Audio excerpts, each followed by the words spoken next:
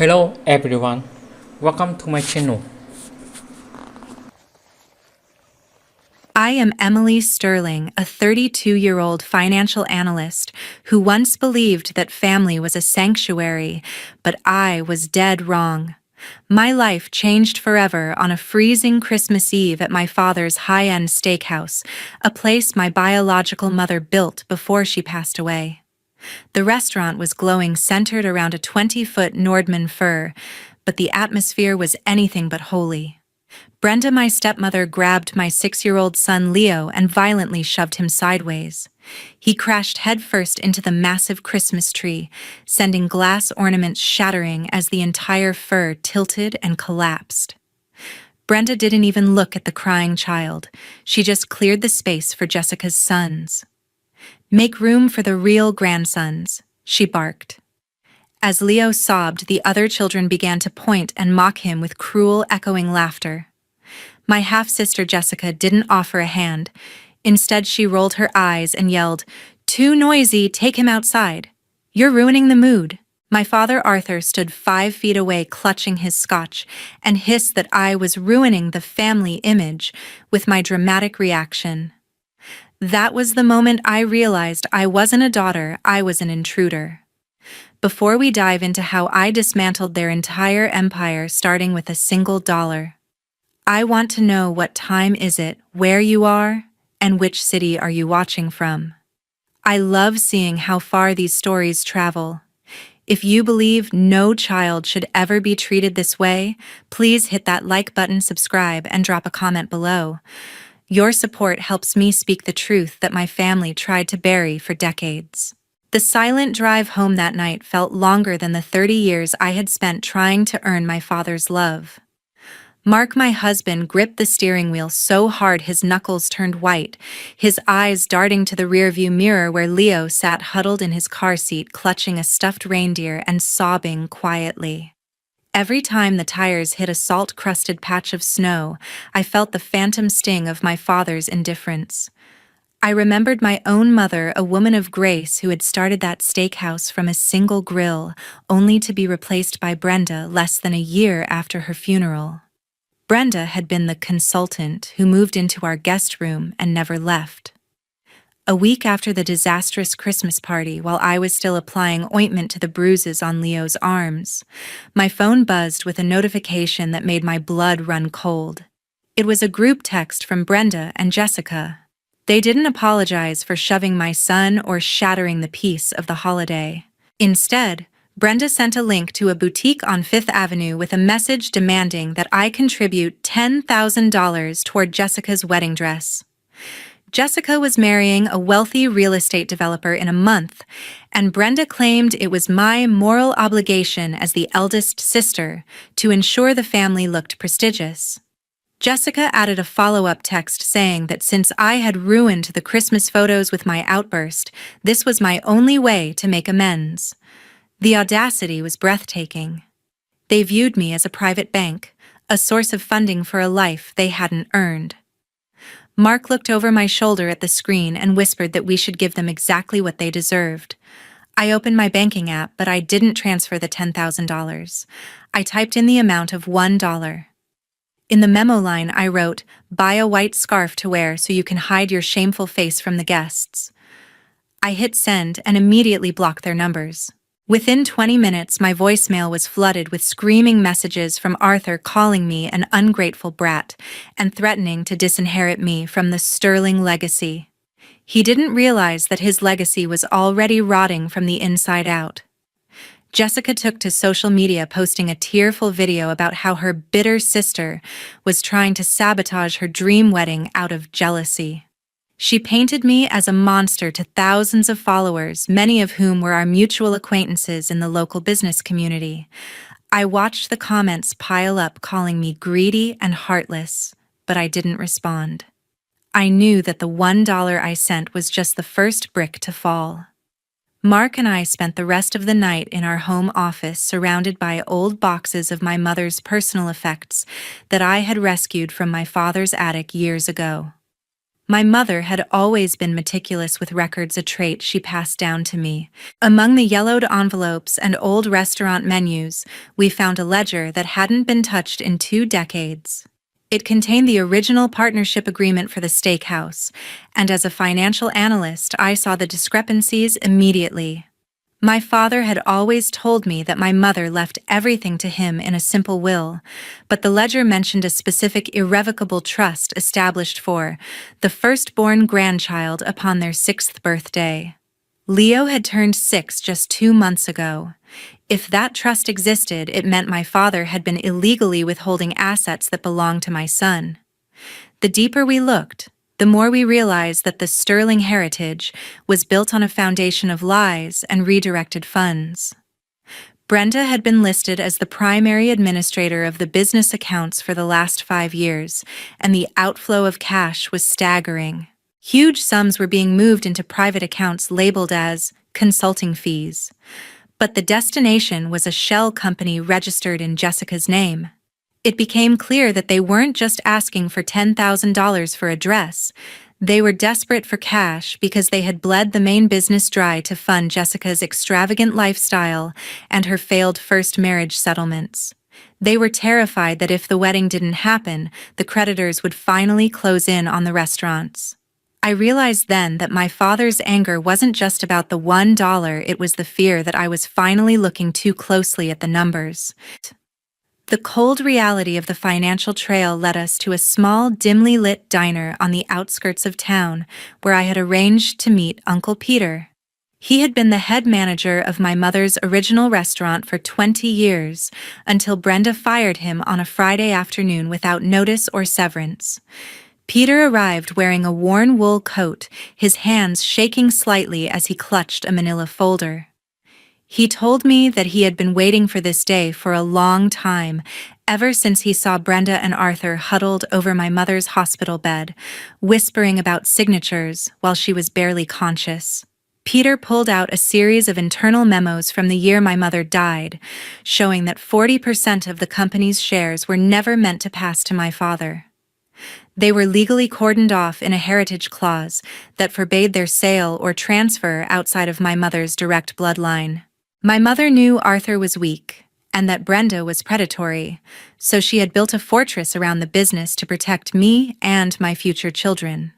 However, Arthur had exploited a loophole during the probate process, claiming the original documents were lost in a house fire that occurred shortly after the funeral. Peter had kept copies of the notarized originals hidden in his basement for fear of retaliation. He explained that Brenda had threatened to sue him for defamation if he ever spoke to me.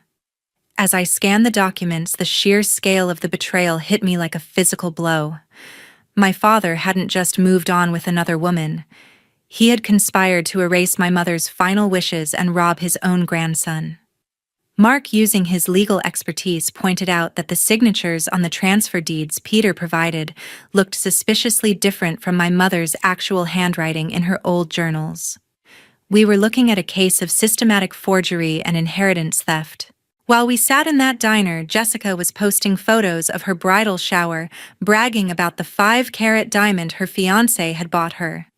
She had no idea that the diamond was likely purchased with money that should have been in Leo's college fund.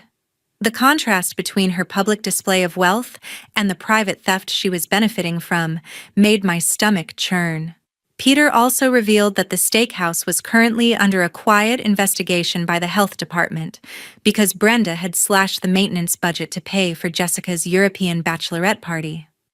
The staff was unhappy the suppliers hadn't been paid in 60 days, and the Sterling name was becoming a joke in the industry. I realized that the wedding was more than just a social event. It was a desperate attempt to merge with the Trio Foods family to secure a massive loan that would bail out the restaurants. Without that marriage, Arthur and Brenda would be bankrupt within months. My father called me again that night, his tone shifting from anger to a pathetic, whiny plea. He said that the $1 incident had caused a rift with Jessica's future in-laws and that I needed to come to the restaurant to sign a family harmony agreement.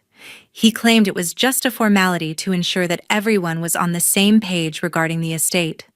Mark took the phone from my hand and told my father that we would only meet him in the presence of our own legal counsel. Arthur hung up immediately. That was the confirmation we needed. They weren't just trying to save face. They were trying to trick me into signing away my rights to the 40% share before I found out the truth. The following morning, I authorized Mark to file a formal request for an emergency audit of the Sterling Heritage accounts. We didn't send the request to my father. We sent it to the state licensing board and the bank that held the mortgage on the main restaurant property. I also reached out to the Trio Pour Fiancés office under the guise of a concerned business associate, requesting a meeting to discuss the financial stability of the family he was about to join. I wasn't just going to get my money back. I was going to ensure that the house of cards Brenda had built came crashing down in the most public way possible. Every time I looked at the red marks on Leo's arm, I felt a new surge of resolve. They had pushed my son into a tree for a photo op, and now I was going to push their entire lives into the light of justice. The walls of my father's office had always been lined with awards and photos of him shaking hands with local politicians. But as Mark and I sat there 2 days later, those images felt like masks for a criminal enterprise. Arthur looked aged, his eyes sunken and darting toward Brenda, who sat beside him like a coiled snake. They had agreed to the meeting only after the bank had flagged their recent attempt to take out a second mortgage. Brenda started the conversation by sliding a thick stack of papers across the desk, her voice dripping with artificial sweetness as she told me that, for the sake of the family, I needed to sign a waiver. She claimed that the audit I had requested was a misunderstanding, and that it would only hurt the Sterling brand during Jessica's wedding month. I didn't touch the papers. Instead, I pulled out the copies Uncle Peter had given me and laid them on top of her waiver. The room went silent as Brenda's eyes landed on the notarized signatures of my mother. I told them that I knew about the 40% share and the forgery. My father tried to bluster, saying that my mother was confused at the end and that he was only doing what was best to keep the business alive. He had the nerve to say that I was being emotional about the Christmas incident and that I should grow up. Mark stepped in then, his voice calm but terrifyingly precise. He informed them that we had already sent the forged documents to a forensic handwriting expert and that the results were conclusive. He also told them that we had tracked the consulting fees flowing into Jessica's shell company, which amounted to over $500,000 over the last 3 years. This wasn't just a family dispute. It was felony embezzlement and tax evasion. Brenda's face turned a sickly shade of gray, but she didn't stop fighting. She hissed that if I went through with a lawsuit, I would destroy my father's reputation and leave Jessica's children with nothing. She had the audacity to use her grandsons as shields, the same children she had prioritized, while shoving mine into the dirt. I told her that she should have thought about those children before she started stealing from a dead woman. The meeting ended when I gave them 48 hours to return the stolen shares and settle the trust for Leo, or I would go to the district attorney. As we walked out, I saw Jessica in the hallway clutching a designer shopping bag and glaring at me. She shouted that I was a jealous loser who couldn't stand to see her happy. I didn't even stop to look at her. I just thought about how much that shopping bag cost in terms of the unpaid wages of the kitchen staff. That night, the counterattack began. Jessica didn't just stay on social media. She contacted a local news outlet claiming that I was trying to extort my elderly father for money to fund a lavish lifestyle. The story gained traction quickly, and by the next afternoon, people were leaving hateful messages on my professional website. Clients started calling to ask if the rumors were true. My father even went as far as to file a restraining order against me, claiming that Mark and I were harassing him and causing him heart distress.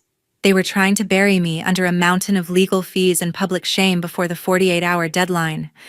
But they forgot one thing: I am a financial analyst. I deal with data, and data doesn't care about social media influencers or fake restraining orders. I spent 48 hours straight with Mark compiling every single bank statement, every forged check, and every unpaid supplier invoice into a comprehensive digital folder. I also found a video on a local enthusiast's blog that showed the Christmas Eve party from a different angle. It clearly showed Brenda not just moving Leo, but intentionally slamming him into the tree while laughing. I didn't release the video to the public yet. I saved it for the person who had the most to lose, Jessica's fiancé. I sent him a private message with a link to the folder titled Due Diligence: The Sterling Heritage Truth. I knew he was a man who valued his own reputation above all else, and I knew he wouldn't want to be tied to a family that was about to be the center of a criminal investigation. The silence from my father's side was deafening as the clock ticked toward the deadline. They thought they had won because they had the louder voice, but I had the truth. And in the world of business and law, the truth is the only currency that matters in the end. The tension in our household was thick enough to choke on as the deadline passed without a single word from Arthur or Brenda. Mark had his laptop open, monitoring the court filings while I sat with Leo, trying to give him a sense of normalcy despite the storm outside. Then the first crack in their armor appeared. The trio Fiancé's legal team sent a formal notice to my father's restaurant stating that they were postponing the wedding indefinitely pending a full financial review. Apparently, the folder I sent had done its job. Jessica's social media went dark for the first time in years. No more photos of cake tastings or floral arrangements. Instead, the local news shifted from my extortion to the sudden closure of the main Sterling Heritage Steakhouse. The health department had finally stepped in, citing a litany of violations that Brenda had ignored for months. It turned out that the consulting fees she was stealing were the exact funds meant for refrigeration repairs and pest control. My father was forced to stand in front of the cameras looking like a defeated man as a closed sign was taped to the front door. But Brenda wasn't done yet. In a final desperate act of spite, she tried to drain the company's remaining cash reserves and flee to a property she had purchased in Florida under her sister's name. She didn't realize that Mark had already filed a lease pendens and a temporary restraining order on all business assets. When she tried to authorize a wire transfer of $200,000, the bank flagged it and alerted the authorities. That afternoon, the police arrived at my father's house. They weren't there to arrest him yet, but they were there to serve a search warrant for the business records he had claimed were destroyed in the fire. I watched from a car across the street as officers carried out boxes of files, the very files my father had lied about for 20 years. Arthur stood on the porch shouting about his rights, while Brenda sat in the back of a squad car for questioning. Jessica arrived shortly after, screaming at the police that they were ruining her life. She looked at me sitting in my car and pointed a finger with such rage it was almost comical. She blamed me for the loss of her fiancé, her wedding, and her future. I just rolled down the window and told her that she had lost those things the second she let her mother push a 6-year-old into a tree. The next day, the forensic report on the signatures came back. It was a 100% match for forgery. Not only had Brenda signed my mother's name, but Arthur had signed as a witness, knowing full well it was a lie. The district attorney's office called me for a statement. They were looking at charges of grand larceny, forgery, and tax fraud. My father called me that night, his voice trembling. He didn't ask about Leo. He didn't apologize. He just asked me to tell the police that I had given him permission to manage the shares. He actually had the nerve to ask me to lie to a grand jury to save him. I told him that I was done being the good daughter who stayed quiet to keep the peace. I told him that the only reason he was in this position was because he chose a predator over his own flesh and blood. He hung up on me, and for the first time in my life, I didn't feel the need to call him back. I felt a sense of freedom that was terrifying and exhilarating all at once. Mark and I prepared for the final stage of the plan. We weren't just going to let them go to jail. We were going to take back what was ours. We filed a petition for the immediate dissolution of the current Sterling board and the appointment of a receiver, me. Because of my mother's original agreement and the proven fraud, I had the legal right to step in as the primary beneficiary. The business was a wreck, but the brand still had value, and more importantly, the land it sat on was worth millions. I was going to rebuild it, but this time it would be built on honesty. Every employee who had been mistreated by Brenda, every supplier who had been cheated, was going to be made whole. I spent the night drafting a new business plan, one that included a dedicated trust for Leo that no one could ever touch. As I worked, I looked at a photo of my mother.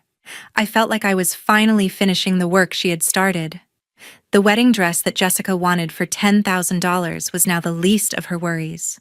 She was going to need that money for a criminal defense lawyer, and I knew for a fact that she didn't have a single dollar left in her shell company. The fitting disaster happened exactly 3 days before what was supposed to be the wedding of the year. I received a frantic, incoherent call from an unknown number which turned out to be a clerk at the bridal boutique Jessica had been frequenting. Apparently, Brenda and Jessica were currently in the store surrounded by bridesmaids, and Jessica was already wearing the $10,000 gown. The problem was that when Brenda tried to pay the final balance with the company credit card, it was declined. Then her personal card was declined. Then Jessica's. The clerk told me they were causing a massive scene, screaming that there was a glitch in the system and refusing to take the dress off. Mark and I drove down there not to help, but to witness the end. When we walked in, the store was a chaotic mess of white lace and high-pitched shrieks. Brenda was at the counter, red-faced, berating the manager, while Jessica stood on a pedestal in the center of the room, looking like a fallen angel in a dress she could no longer afford. When they saw me, the air seemed to leave the room. Brenda lunged toward me, but Mark stepped in front, his towering frame enough to make her stumble back. I calmly informed the store manager that the cards were declined because the accounts they were linked to were under a court-ordered freeze for suspected embezzlement. The look on the other bridesmaids' faces was priceless.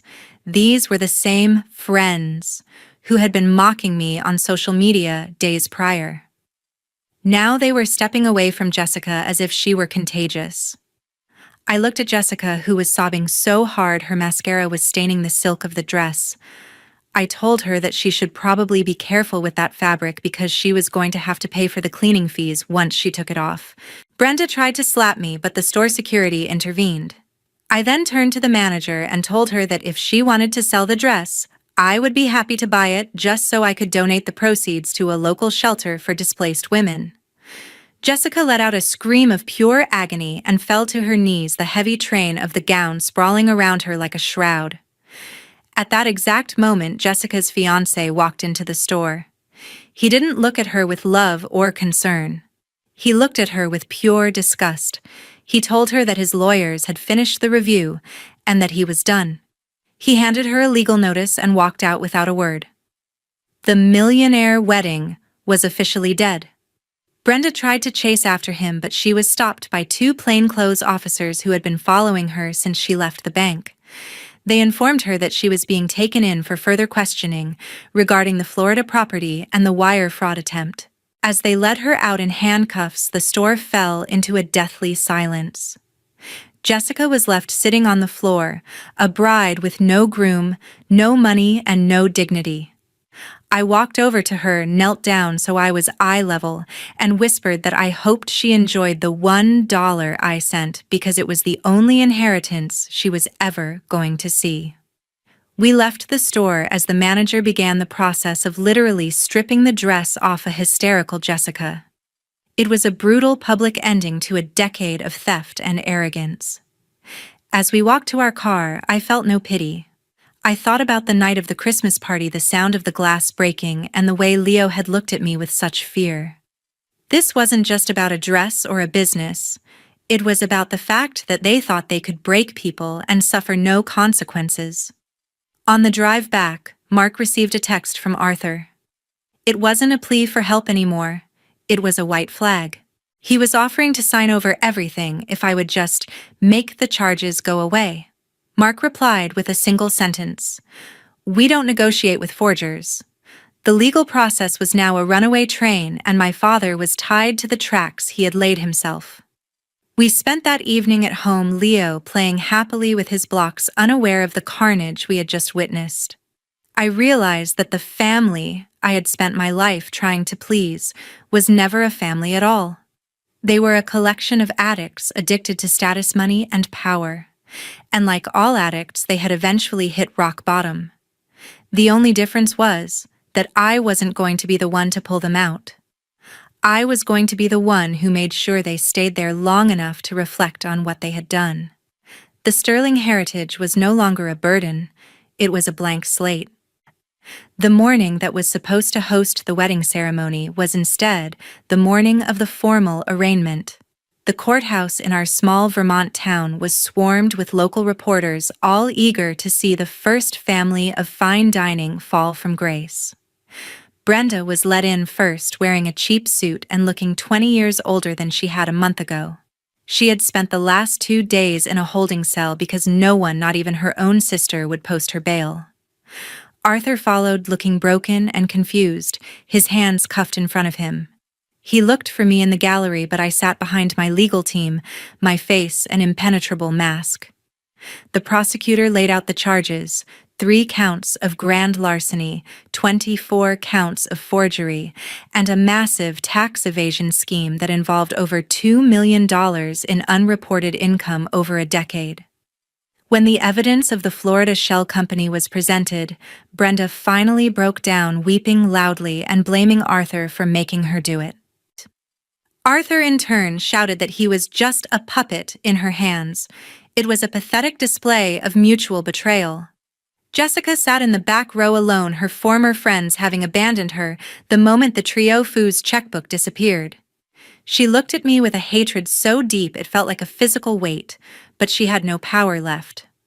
Her sons Mason and Liam were being cared for by a distant relative, as the state had temporarily intervened due to the lack of stable housing and funds. The judge was a stern woman who had known my mother, and she showed no leniency. She set a high bail and ordered the immediate seizure of all personal vehicles and luxury goods to begin the process of restitution to the Sterling estate. By the end of the day, Arthur and Brenda were headed back to jail to await trial. The Sterling heritage was officially dead, and the receivership was granted to me. I walked out of that courthouse and went straight to the main restaurant. I took a crowbar to the Arthur's Heritage sign myself. It felt like I was exhaling for the first time in 30 years. Mark stood beside me, helping me pull down the heavy wooden letters. We spent the next 12 hours in that dark, closed restaurant going through the real books. It was worse than I thought. They had neglected taxes, insurance, and even the basic building safety codes. It would take every penny of the recovered shares to save the business, but I was determined. I called a meeting for all the employees who had stayed through the turmoil. Many of them were crying, terrified for their jobs. I told them that the era of Brenda's consulting fees was over. I announced a 20% pay raise for the kitchen staff, funded by the sale of my father's luxury SUV. I told them we were going back to my mother's original recipes and her original values. We spent the night cleaning the kitchen, scrubbing away years of Brenda's neglect. As I worked alongside the staff, I felt a sense of community I had never known in my own home. My father tried to call me from the jailhouse phone, but I had already instructed the service to block any calls from that facility. He had used up his final chance for a conversation on Christmas Eve. There would be no reconciliations, no family meetings, and no forgiveness. The law would take its course, and I would take mine. Jessica tried one last time to reach me, sending an email begging for a loan to keep her apartment. She said she was sorry for what happened to Leo, and that she was a victim too. I replied by forwarding her the video of Brenda shoving Leo while she laughed in the background. I didn't add any text. The video was the only response she deserved. She didn't reply after that. The realization was finally sinking in. The well was dry, and the people she had stepped on were no longer willing to be her stairs. Mark and I stood in the empty dining room as the sun began to rise over the green mountains. The restaurant smelled of lemon oil and fresh beginnings. We had won, But the victory wasn't about the money or the buildings. It was about the fact that Leo would grow up knowing that his mother stood up for him. He would grow up in a world where family meant protection, not predation. The Sterling name would mean something again, but it wouldn't be tied to my father's vanity. It would be tied to my mother's legacy of hard work and my own legacy of justice. 6 months after the courthouse stood as the stage for my family's downfall, the town of Burlington was celebrating a new beginning. I stood in the center of the completely renovated restaurant now renamed Eleanor's Table, after my mother. The dark, heavy decor of Arthur's era had been replaced by light wood's large windows and an open kitchen that buzzed with genuine energy. Uncle Peter was back as the general manager, his smile wider than I had ever seen it. We were celebrating our first quarterly profit, every cent of which was being handled with absolute transparency. Arthur and Brenda were both serving their sentences, Arthur in a minimum security facility for his role in the forgery, and Brenda in a state prison for the larger embezzlement and tax fraud. They were required to pay back every dollar they stole, a process that had left them with nothing but the clothes they wore in court. Jessica had moved to a different county, working a grueling shift as a cashier to support herself and her sons. I heard she had tried to sue her former fiancé for emotional distress. But the case was laughed out of court. Her social media was gone, her influence erased by the very truth she tried to hide. I didn't feel joy in their suffering, but I felt a profound sense of peace. The boundary I had drawn was absolute. I haven't visited the jail, I haven't answered the letters, and I haven't sent a single penny. Some people in town asked if I was being too harsh, but I simply told them that blood is not a free pass for abuse. True family is built on respect, and when that is destroyed for the sake of greed, there is nothing left to save. I chose my son's safety over my father's comfort, and I would do it 1,000 times over. Leo was there that night, running around the restaurant with his friends, his laughter filling the space where he once cried in the broken glass. He is a confident, happy child who knows he is loved. That is the real inheritance I gave him, the knowledge that his mother is his fiercest protector. This journey taught me that you cannot fix a toxic foundation. You have to tear it down and build something new from the ground up. I realized that my mother's true legacy wasn't just the restaurants, but the strength she gave me to demand better for myself and my child. As I watched Mark toast to our future, I knew that the Sterling heritage was finally in the right hands. We don't walk on eggshells anymore. We don't hide our feelings to keep a fake family image intact. We live in the truth, and that is the greatest wealth there is. To everyone listening, remember, your worth is not defined by how much you can endure from people who claim to love you.